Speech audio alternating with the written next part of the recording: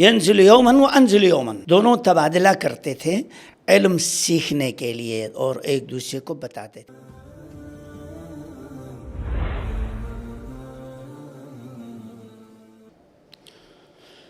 السلام علیکم ورحمۃ اللہ وبرکاتہ۔ الحمد للہ والصلاة والسلام علی رسول اللہ وعلی آلہ واہل بیتہ واصحابہ واتباعہ الی یوم الدین واجعلنا معهم بفضلک یا اکرم الاکرمین۔ اعوذ باللہ من الشیطان الرجیم بلغ ما انزل الیک۔ اللہ نے نبی کو صلی اللہ علیہ وسلم ایک اہم ذمہ داری دے کے بھیجا جو شریعت کتاب و سنت کی روشنی میں ہے، امت تک پہنچا دیں۔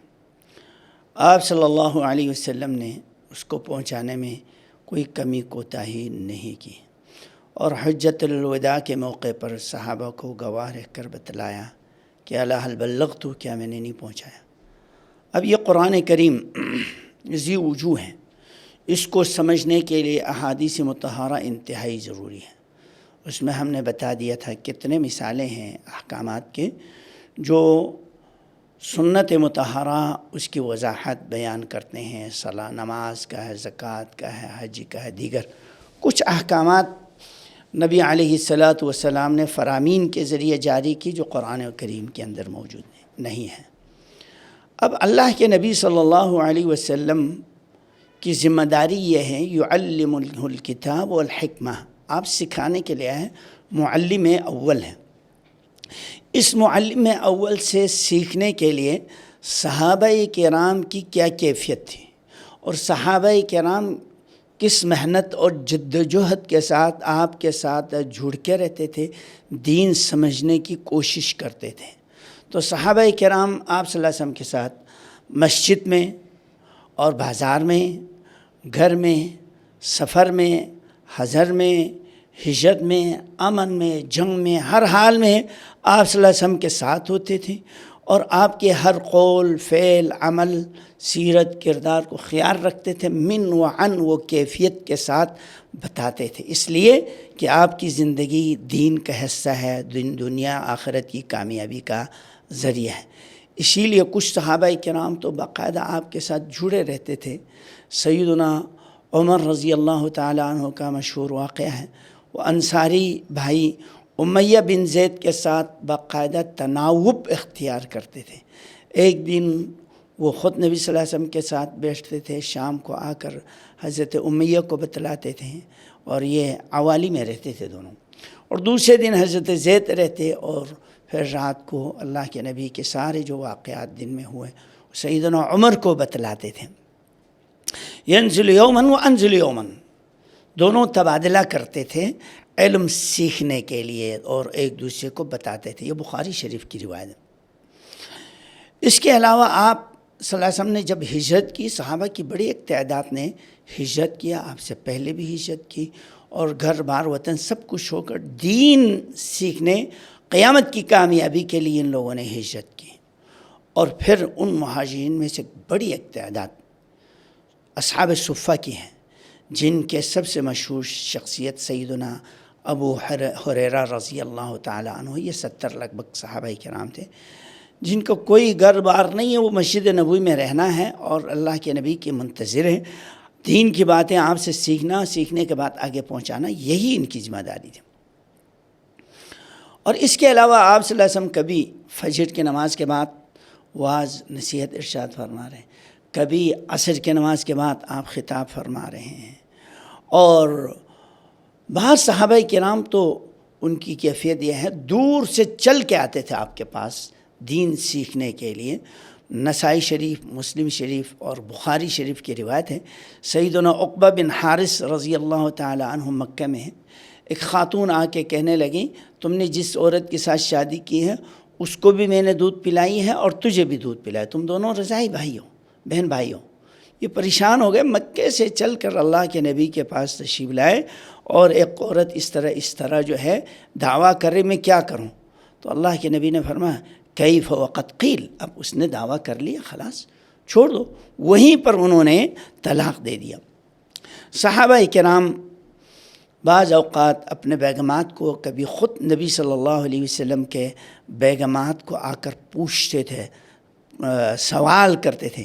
امام مالک نے اپنے موطا کے اندر عطا ابن یسار کی روایت سے ہیں کہ ایک آدمی صحابہ کرام میں سے اللہ کے نبی صلی اللہ علیہ وسلم کے پاس اپنے بیگم کو بھیجا، ان کو پوچھیں، نبی صلی اللہ علیہ وسلم سے اور ان کے بیگمات سے پوچھیں کہ آیا ما حکم تقبیل الصائم لزوجتی، روزے کی حالت میں بوسے دینے کا کیا حکم ہے؟ سیدہ ام سلمہ رضی اللہ تعالی عنہ نے ان کے بیگم کو بتلا دیا، کان یقبل وهو صائم، اللہ کے نبی روزے کی حالت میں آپ بوسہ دیا کرتے تھے۔ لیکن دوسری بعض روایت میں آتا کان املککم لعربہ، اپنی طبیعت اور مزاج کو قابو رکھتے تھے۔ تو یہ ایک فقہی مسئلہ ہے، جہاں خوف خطرہ ہو تو آدمی جو ہے ایسی غلطی نہیں کرے، لیکن جس کو اپنے نفس طبیعت پر قابو ہو تو کوئی حرج نہیں۔ تو نبی صلی اللہ علیہ وسلم کے پاس ان کے بیگمات جا کے بیگمات سوال کرتی تھیں۔ خواتین آ کے نبی صلی اللہ علیہ وسلم کے بیگمات سے سوال کر رہی ہیں۔ بخاری، مسلم، نسائی کی روایت ہے، نبی صلی اللہ علیہ وسلم سے آ کے بھی پوچھتے تھے، ان امرأۃ سألت النبی کیف اتطہر بالحیض، حیض سے پاک ہونے کے بعد میں کیسے پاکی اختیار کروں۔ یہ ایک صحابیہ خاتون ہے اور حق بات پوچھنے کے لیے شرماتی نہیں ہے، اور صاف پوچھ رہے کہ میں حیض سے کیسے طہارت حاصل کروں۔ اللہ کے نبی صلی اللہ علیہ وسلم نے فرمایا خذی فرصتاً ممسکہ، یعنی مسک خوشبو لگی ہوئی روئی کا ٹکڑے سے لے کے صاف کر لو، اور فتوضئی بہا، قالت کیف اتوضأ بہا، کہ اللہ کے نبی میں کیسے صاف کر لوں؟ اس کو سمجھ میں نہیں آئی۔ اللہ کے نبی نے فرمایا توضئی بہا، اسے صاف کر لو۔ تو وہ کہتی ہیں کیف اتوضأ بہا، ام المومنین عائشہ سمجھ گئی، ان کو اپنے طرف سمیٹ لیا اور لے لیا، اور لینے کے بعد انہوں نے یہ سکھا دیا کہ اس کو خون کے جگہوں پر لگا کے صفائی کر لو۔ تو نبی صلی اللہ علیہ وسلم کے بیگمات کی موجودگی میں اور بعض خواتین آ کے باقاعدہ آپ سے سوال کر رہے ہیں۔ تو یہ صحابہ ایک دوسرے سے بھی پوچھتے تھے، صحابیات ایک دوسرے سے پوچھتے تھے۔ تو سیکھنے سکھانے کا سلسلہ نبی صلی اللہ علیہ وسلم سے ڈائریکٹ، اور اس کے علاوہ نبی کے ساتھیوں کے ذریعے باقاعدہ علم حاصل کرتے تھے۔ سیدنا مصعب بن عمیر رضی اللہ تعالیٰ عنہ یہ معلم اول ہے مدینہ منورہ میں، یہ باقاعدہ دین سکھانے کے لیے آئے تھے، اور کتنے صحابہ کرام ہیں جنہوں نے دوسرے صحابہ کرام سے دین سیکھا ہے اور اسلام میں داخل ہو گئے۔ اب ہمارے ہاں موضوع یہ ہے کہ اسلام جب مکے میں نازل ہوا اللہ کے نبی پر، تو مکہ والوں کی کیفیت تو قراءت، تعلیم، کتابت کو تو نہیں تھا، لیکن یہ عربوں کے اندر جو رواج ڈالی ہے پڑھنے پڑھانے کا، لکھنے لکھانے کا، اسلام نے ڈالا ہے۔ پورے مکہ میں چند ایک لوگ تھے جن کو لکھنا پڑھنا آتا تھا، لیکن اسلام نے سب سے پہلی جو وحی ہے کہ اقرأ بسم ربک، کہ آیات کے ذریعے تلقین دی کہ پڑھنا سیکھو، پڑھنا ہے۔ نون والقلم کہہ کر قلم کی عظمت اہمیت کو بتلا دیا، جبکہ عرب والے انا امۃ امیہ لا نکتب ولا نحسب، اللہ کے نبی خود اعتراف فرما رہے ہیں کہ یہ عرب والے پڑھے لکھے نہیں ہیں۔ ان کو اپنی ذہانت پر اتنا اعتماد تھا، ایک دفعہ سننے کے بعد وہ بھولتے ہی نہیں تھے، اور لکھنے کو وہ عیب سمجھتے تھے۔ لیکن پھر بھی اللہ کے نبی صلی اللہ علیہ وسلم نے شروع اسلام میں بھی مکہ کے اندر قرآن کریم لکھوایا۔ سیدنا سعد بن ربیع، بشیر بن سعد، ابان بن سعد، یہ وہ شروع کے کاتبین وحی ہے کہ جو باقاعدہ لکھتے تھے۔